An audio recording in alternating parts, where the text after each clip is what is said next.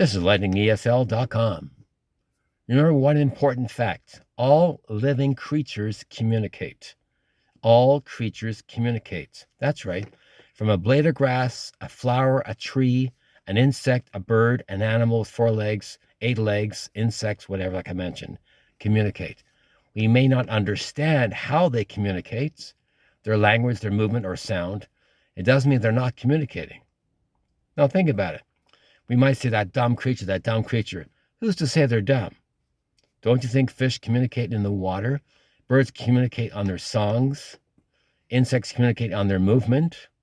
There's a so-called bee's dance. One bee tells another bee in the hive where the nectar is, how far the flower is, what type of flower it is, and so on. It's been proven. As I said before, all living creatures communicate.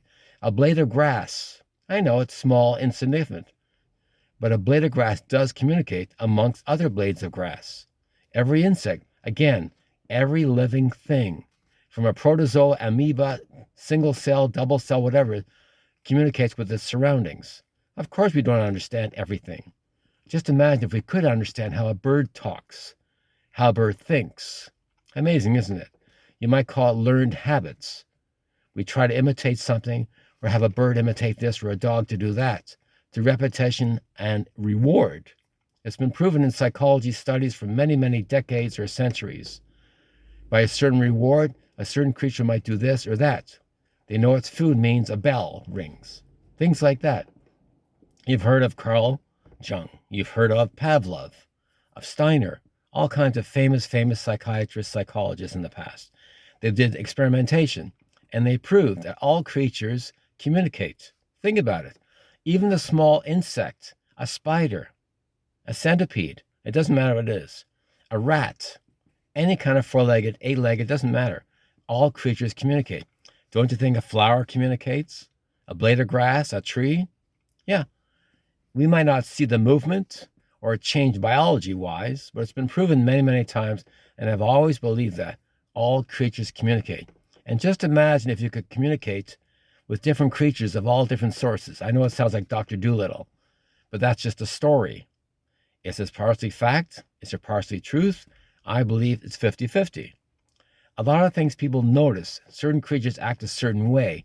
For example, if you know the weather's changed and what winter is coming, for example, certain creatures will gather food for the wintertime.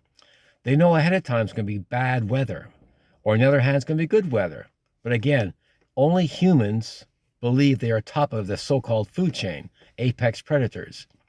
There's an amazing thing I saw a long time ago here in Toronto at the Toronto Zoo. It had a big, huge sign under a mirror. It said, the top predator on the planet.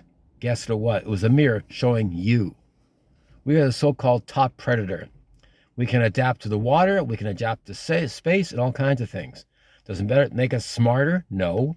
More intelligent? No. We were forced to learn the hard way. Whereas insects, animals, creatures of all kinds have known for millions of years how to adapt.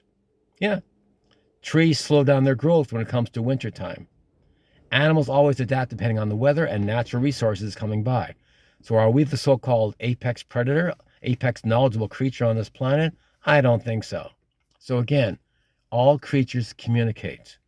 Be aware of that, always the knowledge about that. And you'll notice, if you really look slowly and carefully, all creatures do communicate.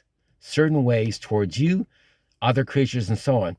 Creatures work together for natural resources supplied to a lot of people. A lot of themselves, the same creatures. Think about that. They all know, and creatures thinking, it's a matter if you're this type of creature and the weather is bad or the source of food has gone down. How do you adapt? Creatures adapt. If they don't adapt, they die. They were here long before humans. They'll be here long after humans. So remember, we are not the most intelligent creature on the planet. We're not. We're not. We may think we are. That's it. But again, all creatures communicate. So this is Lightning Little at ESL.com, at lightningesl.com. So thank you very much for your time. Bye-bye.